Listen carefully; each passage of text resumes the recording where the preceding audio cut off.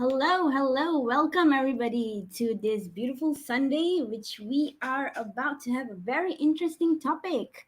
So, first of all, whoever is here, can we get a shout out? Who are you? Just let me know in the comments. Would love to know. See who are we talking to? Who can we, party with today? So yeah, say hello in the comments. Let me know who are you. So, meanwhile, let me introduce to you what this live is about, all right? So, today, actually, if you've been following my posts on social, if you are not sure where to find me on social, you can look at the description below. But I've been actually going on this theme this month of gratitude, all right? Self love, actually. But the previous week, we were talking about gratitude. And what I came to realize was that gratitude actually helps us focus on what we actually have. So, can you imagine? I'm not sure if you've actually tried this on your own, but I've been trying this the past week, and I noticed that every time I'm writing down what I'm grateful for, right, I notice that more and more good things are coming to me because I'm in that state of positiveness. And a simple example would be when you're positive, probably you go to your family member, since you are in lockdown now, right? So family member. So you go to your family member and then you actually tell them like, hey, you look great today because you're in a positive state. So generally you would spread that positivity. And can you imagine what that person would be feeling? You're just transferring positivity here and there. And during lockdown, there's only like probably 5 people or 4 people in the house, so eventually that positivity will come back to you. So this is the whole concept, a bit of what we're going to share today. But before that, I would actually like to introduce why I'm talking about this topic today. We're going to be talking about, hold on, we're going to be talking about how to power up your money magnet. Now, as an entrepreneur, right, you have many dreams to achieve in your business. You want to make your business flourish. You want to, bring in a lot more opportunities for yourself. So, monetary value is usually something that stops us all from going further because we're either limiting ourselves by thinking, you know what, this thing is not going to work, it's not going to generate money. And obviously money is something that's a very big decision, so it is a very important aspect of your business, whether or not you are, a person that's money is something that's a very important value to you or not.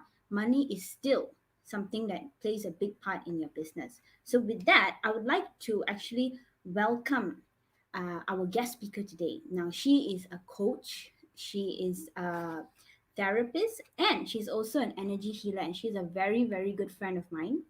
I'd like to introduce all of you to Melanie Chua.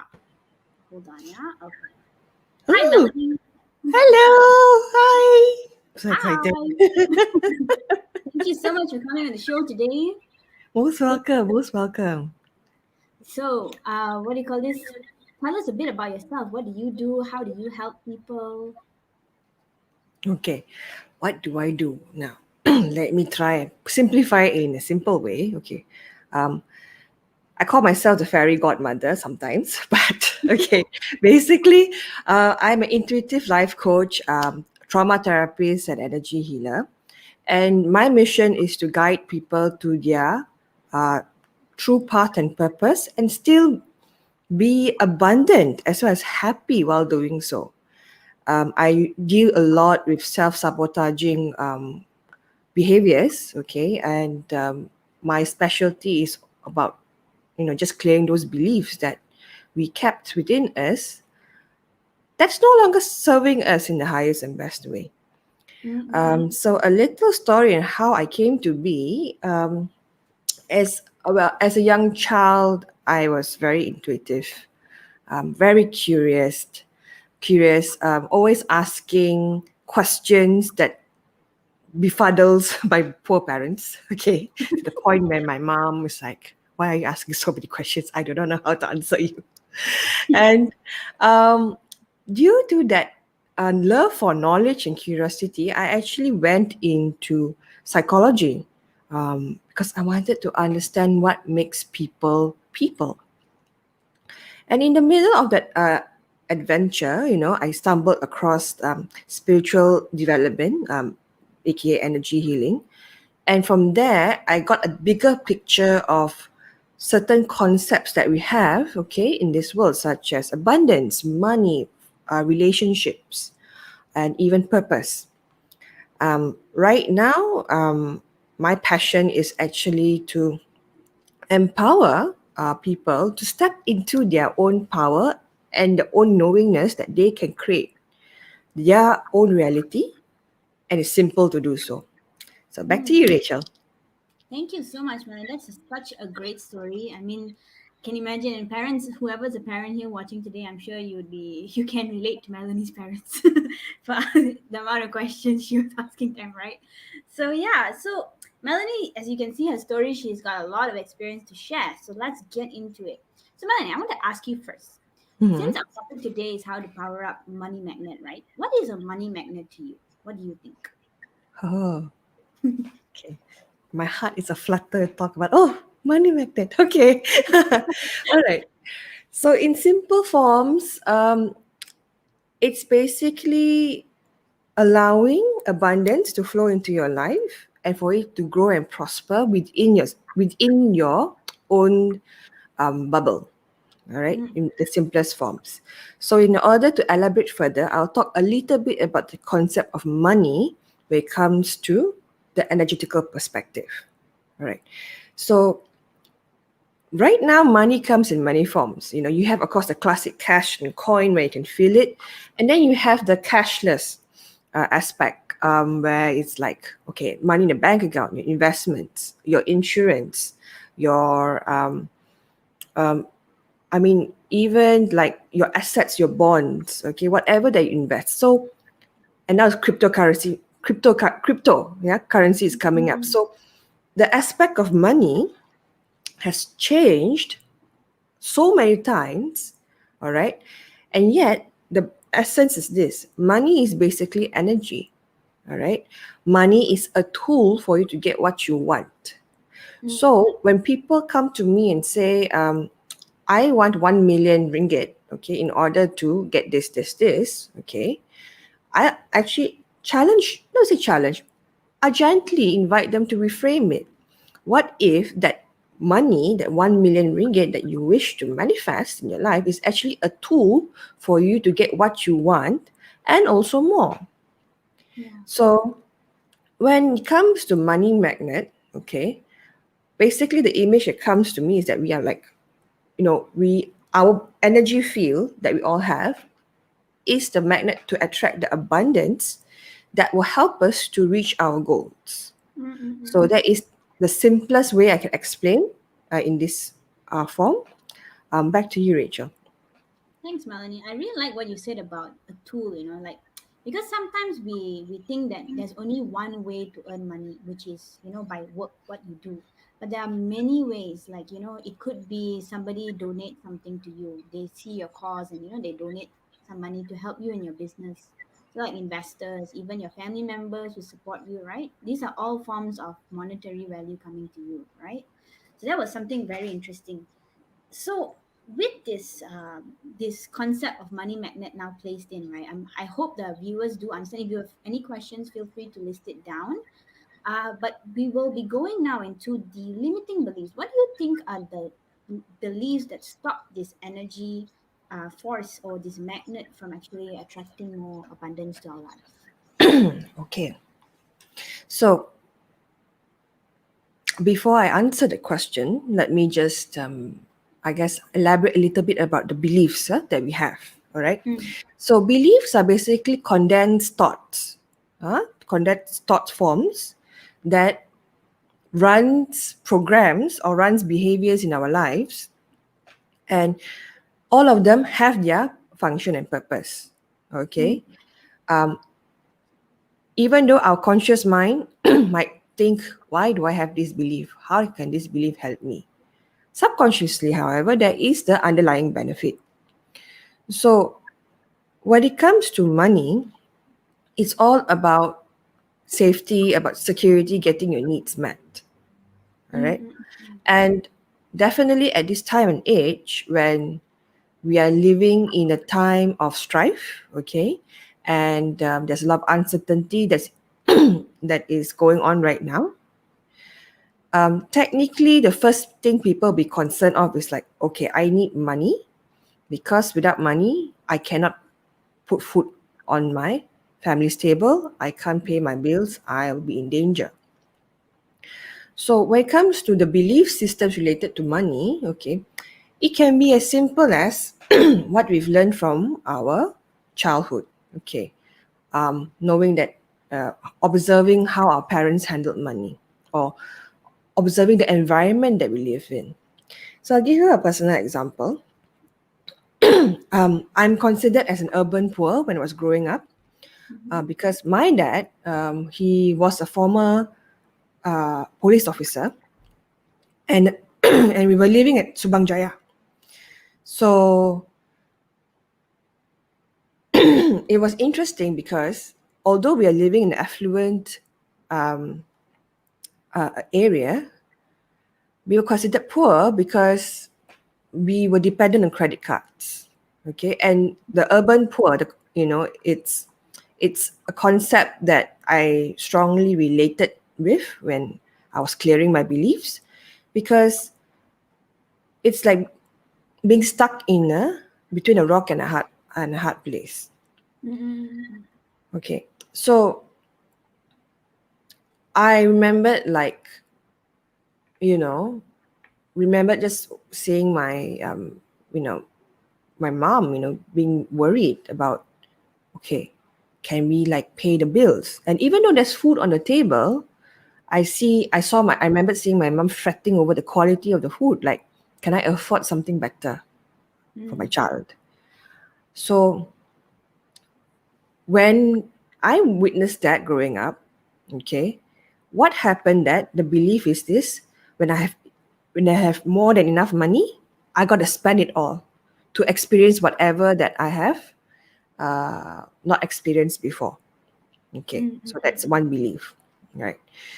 Um, and this is just me growing up. You see, I've not even covered the stuff that we've inherited from our family. Mm-hmm. So the second belief is about money being evil. Okay, the belief that money is evil, all right, and that rich people are evil. Okay, and for those who are more more heart centered or more spiritually inclined, they believe that they can't get rich, or they should not get rich, because they either have to choose between their life purpose and money. All right, so that's an illusion. You see, maybe in the past, what has happened, is that we've seen rich people, okay, who, and it's still happening now, rich people who misuse their power, who devalues money, all right? And then we have the belief, okay, money is evil, rich people is evil, okay? So when you are about to reach a level where you are going to be considered as a rich person, then that's how you sabotage yourself. Those Yeah. beliefs will be triggered, and it's like, okay, here comes the behavior. Or even on an energetical perspective, here comes the situation in which you suddenly have to incur uh, a very huge expenditure. Mm-hmm. Mm. So a recent belief that I cleared, I think was last week. I was doing well. My finances are growing. I just completed my first live, and I was just went down and got my grab food. I could not enter my home because the handle broke, Oh, and I had to replace it, and it cost me like nearly 500 ringgit. wow. Okay. Handle. Yes. Yes. It's a digital lock. So please be mindful. For those who are using digital lock, uh, please be careful. Very secure and safe, but needs high maintenance. Okay. And deep down, I knew that um, there's a belief there related to being successful, being visible, and the fear of being persecuted. Okay, Mm-hmm. so I can speak about beliefs all day and all night, because it's such a it's such a complex topic, and there's so many ways you can go about it. Yeah. Therefore, I would say that it's good to inquire yourself first. What are the beliefs about money that you have right now, and which are the ones that you are ready to change for the better? So back to you, Rachel. Yeah, thank you, Melanie. I mean, it's true. I loved how your personal story, from how you were growing up, you related your childhood beliefs, right? And it hasn't even reached, like, today we are all adults. We haven't gone through the adolescent stage, the graduation stage from college or university and all, right? So even in my own life, I've had a lot of self belief that I'm actually still clearing as well. So one of my self belief is actually, I feel money is hard to earn. So I generally just work myself to the max, but I don't expect much money to come because I feel like I'm not working enough. So these are Mm. ways that, it's a limiting belief, because it's not true. You are worth, like, there is an abundance of money around that, you can attract. You just have to trust. Right?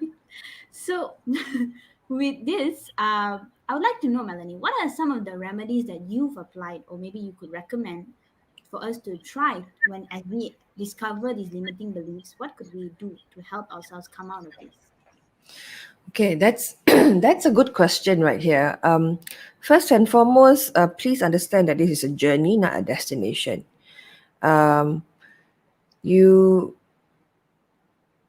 you are here for for many years, okay, and definitely you've inherited thousands of beliefs from your own lineage, okay. Mm, Um, so by seeing it in a way as a journey instead of a destination that you need to sprint to, then you don't give up so easily. You don't face frustrations as intensely as compared to trying to clear everything one shot. Okay, I've been there, done that. So I can vouch for it. That is not a nice experience. You don't need that roller coaster ride. You just take a chill pill. yeah. Imagine that you're just sipping margaritas while floating gently in the river stream. Okay, that's the image that I usually um, portray Mm, whenever I feel that I'm pushing myself a bit too hard. Okay. So the easiest way to actually classify and categorize your money beliefs is to look at your life right now and see how's the flow of money. How's the flow of money right now? Okay. Are you spending too much on paying off debts? Okay. Is your income stream being blocked? mm-hmm. um, are you and are you taking steps to like protect that money that you've earned, either through I think usually it's insurance or through asset management? Yes. Are you planning your flow of money properly? Okay. Mm-hmm. So when you're able to more or less diagnose, for lack of a better word, what are the leakages there, then you're able to sit down and identify one category first and ask yourself, okay, where is this coming from? Okay, is this the first time that this happened, or has it happened before? Right. I'll give you an example. Okay, um, my biggest challenge that I overcome was credit card debts. Okay, and I admit, okay, I whenever I get stressed, okay, I use money as a form of a stress management tool.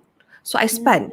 Okay, I spend. All right, and for the longest time, I I think for good 3 years, I've been trying my very best to bring that down, okay, by myself, and I can't.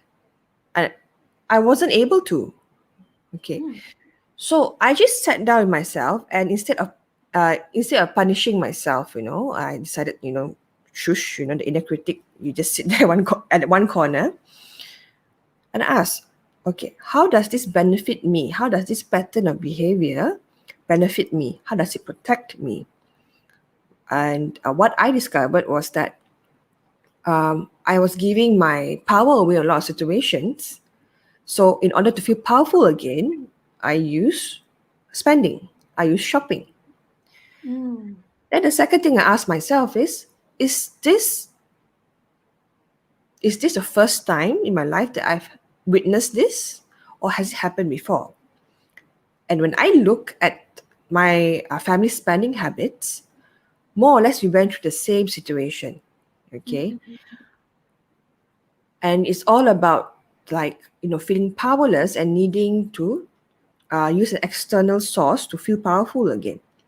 mm, Then from there, I ask myself, what can I do to change it right now? Mm. So, of course, you can use the more practical. Um, we can use the more practical aspects, like for example, just doing your planning. Consulting an advisor, all right, to just manage your debts. Creating accounts specific for certain expenditures and savings so that you be disciplined.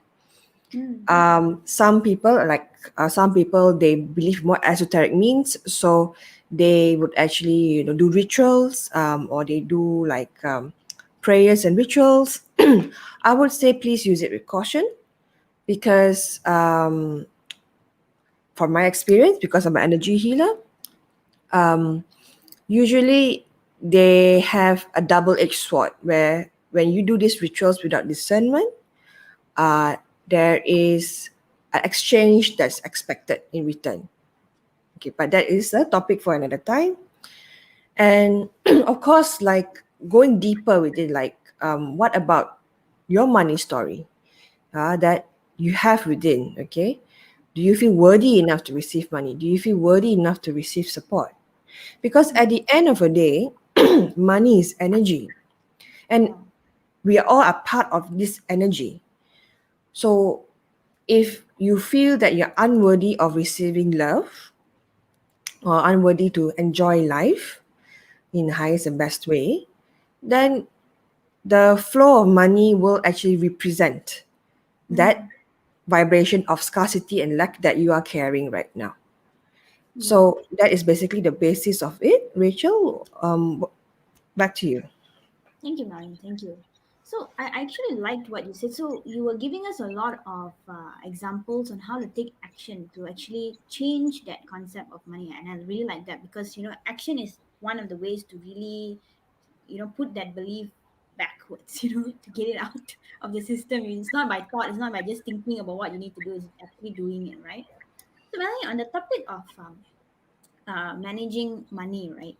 Because as maybe the audience may not know, I actually do insurance for. I mean, I am an insurance advisor, so I would like to understand better to also help my clients. Like, how do you feel like when you protect money, when you buy insurance? How does it help you? What mindset does it put you in? Is it like putting you in a state that what, I'm gonna be increasing my income. I need to protect myself because I am valuable, or is it that I'm coming from a mind of scarcity? I'm not so sure how much I'm going to get and all this kind of thing. I better protect it now. What do you think? Okay, so that's a good question. So I remembered when my mom first got me my first insurance. The feeling I got was like, okay, we're looking forward at the future, okay, in case anything happens. All right. And at that time I was very young. I was healthy and very Running active. around. Yeah. I think I was 21, Oh, okay. 18, 21. I do not know. I can't remember. And then, sure enough, when rough times hit, I was hospitalized a few times due to health issues. That insurance covered a lot of my concerns and my family's concerns. Mm, So at that time, when I was younger, I observed was that insurance was seen as a protective mechanism, but it's fear based. mm, It's not empowerment based. And fear based is like, okay, I must make, just in case something happen, okay, we must cover, like really, really mm, cover. Okay. But then from an empowered perspective, like what you said, Rachel, we are valuable. Okay. Do we protect ourselves as an asset? mm. All right. Can we protect the money that we have earned so that it can grow and prosper by itself? And when the time is right, we can reap its rewards. Yeah. Yeah. So I'll give you an example in terms of a metaphor. Okay. So just imagine you have a garden. Okay. And I guess this is a concept that was further emphasized by our fellow mutual friend, KL Tang. Okay. Um, you have a garden. You are planting the flowers and trees to attract the bees. But Mm, if you do not have a fence, Okay, you're going to attract like scavengers to pluck off the fruits when the time is not right. Okay, if you don't have pesticide, you don't have pest control, you realize that the tree or the plant may not be able to survive until full term or have its growth stunted at a Mm-mm-mm. certain level. So how I see insurance and investments in general is this. It's a picket fence. It's a fence to protect my garden, and it grows together with my garden. It upgrades together in my garden as my garden grows. So this is a metaphor I have in my mind when I see insurance. That is why I am honestly pro insurance, because we need that sense of stability and security, especially when we are growing our garden. So back to you. Mm-mm-mm. Thank you, Melanie. I love that analogy of garden and fence. It's absolutely true. You've really got the concept of it right. So thank you so much. So let's before we move on, let's just take a look at some of the comments because we have really good comments coming in here. So let's just say hi to some people. So first up, we have Benjamin. Benjamin is actually Hello. a friend of mine. He's also in the insurance industry. So, hi, Ben. Thank you so much for coming. Then we have this is our friend Anita. Actually, she's the founder of Exceed Excellence. Hi, Anita. Thank you so much for coming over. And we also have Yellow World. Thank you so much for coming over. Uh, oh, this is actually Kamal Sundar. So he's Thank you. our Thank you for coming. connection. So we also have Pauline Teo over here, and she liked your sipping margaritas, taking a chill pill. So yes, and hello Jessie, thank you so much for coming over. And oh, we have a slight comment here. Olden days, there, yeah, true. Thank you so much, Kamal, for your comment. All right. So we would like to now open the floor to question and answer. So if you have any questions regarding abundance mindset towards money or whatever uh, Melanie has just mentioned on the limiting beliefs or remedies, do let us know in the comments below. All right, just type out your question. We will get Melanie to answer this. All right. So Melanie, while they are typing in, I just wanted to ask you a simple question now. So when we are in this abundant state, as a business owner, as an entrepreneur, how does this play in our self-esteem? Do you think we are more fired up to more confident to actually pursue? Okay, that's a good question actually. Our answer is the short answer is yes. The long answer is this. When we are in a state of abundance, abundance means basically uh, allowing the opportunities, the right opportunities that's most aligned with you to come to you. Okay, and when you are in a state of a mix between the being relaxed and also being accountable, okay, for your actions, decisions, definitely you are more empowered to make better business decisions. And that includes like, okay, what kind of investments that you want to put in your business. It can be a personal one, it can be a financial one. How you want to protect your business better, what kind of insurance plans that works best for your business, and Mm-hmm. even collaborations, or even opportunities. Okay, so a personal example is this. Since my work is actually purely service oriented with a mix between training and public awareness, I'm actually very careful with whom I work with, because number one, my my intention is to provide the best service possible for the person or the community that I'm speaking to, so that they can change their own lives. All right. Mm-hmm. So having the intention for me is important, so that I can attract the opportunities that matches that intention. Secondly, is for me to have that discernment whether is this opportunity fair for me and fair for the other party. So I failed two businesses before.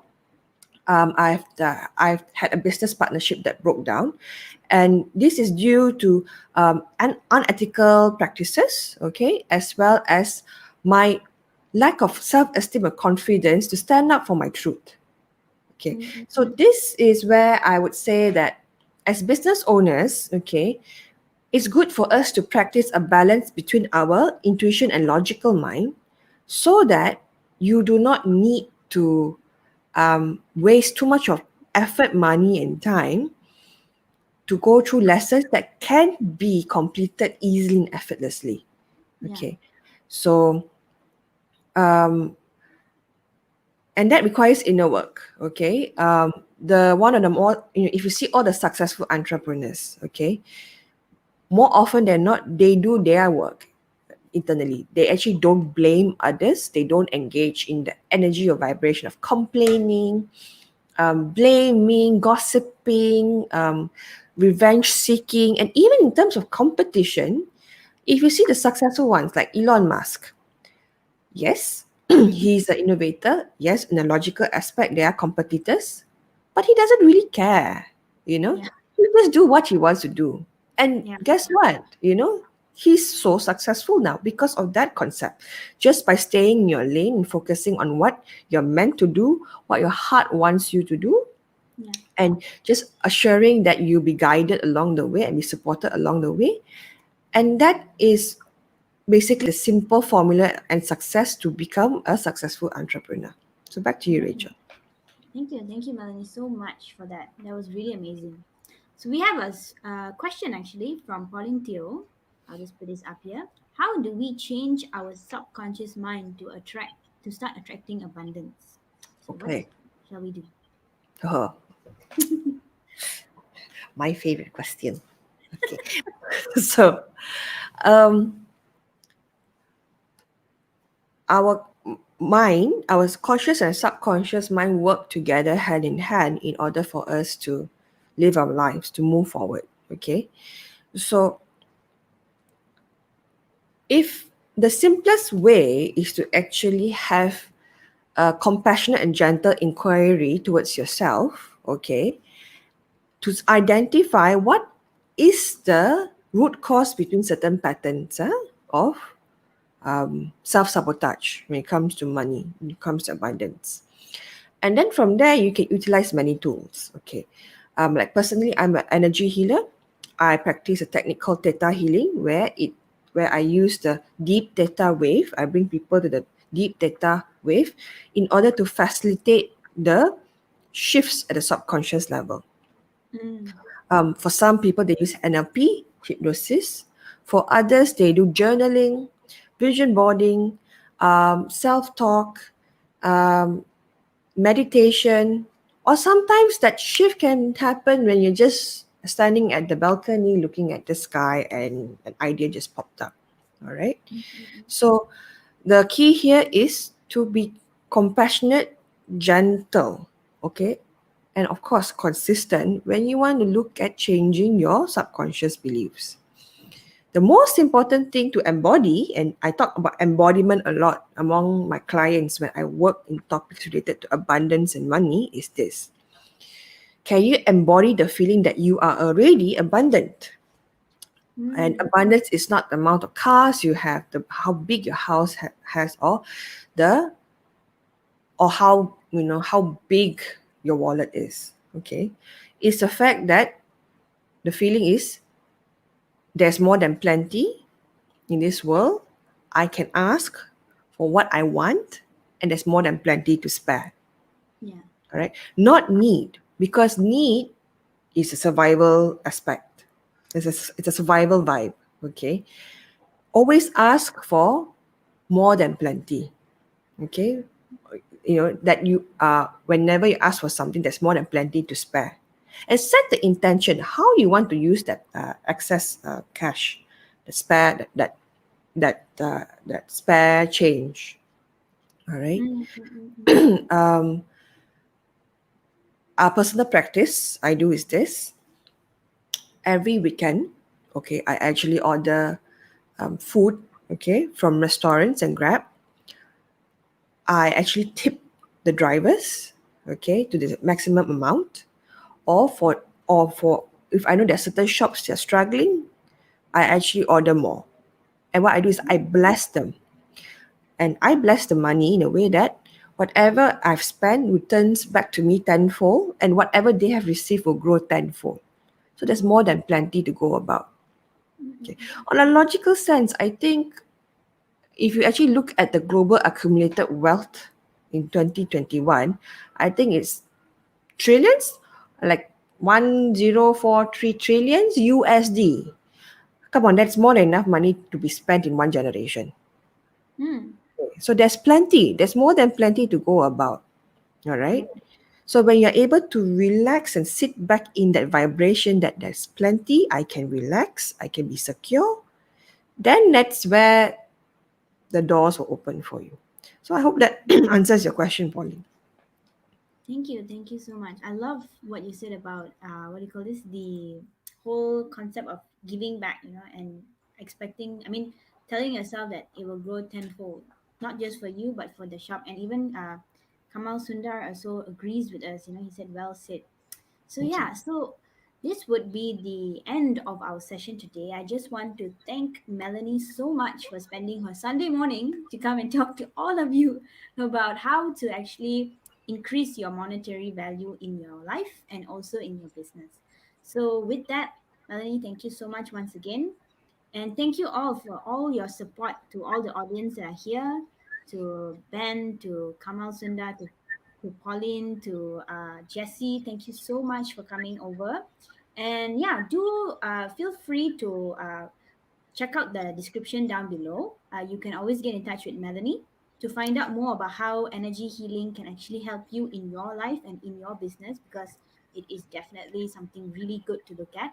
And my social links are also in the description below. If you'd like to connect with me and find out what I'm doing in my life business, you could stop me. I'll give you permission. So what do you call this? So yeah, thank you all so much for your time, and we will see you again. With that, signing off. Bye.